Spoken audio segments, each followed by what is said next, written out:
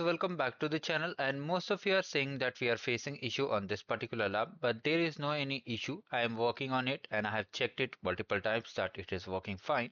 So let's do it again on the request of multiple subscribers. So first of all, you have to click on start lab. So once the lab is started, okay, in the description box I've shared this file. You have to just copy it first of all, one by one, paste it. And from here in the lab instruction, you have to click on it. And from here, just copy the bucket ID. Okay, it's asking bucket. Second one we have to copy. Now just copy it, Control X, paste it over here, allow if it asks for allowing. And then just come over here, copy the second command, paste over here, hit enter, wait for it to get completed. It will take some time. So finally here, all the things are being done. Scroll down a bit.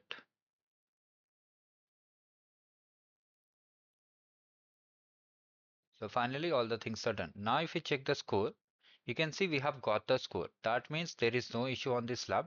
Sometimes what happens, you see this kind of error. Do not worry, just try to check the score, and lab takes time to update the score. So you need to wait for some more time. And if you still face issue, just simply end the lab and restart the lab. Thank you. Have a great day ahead.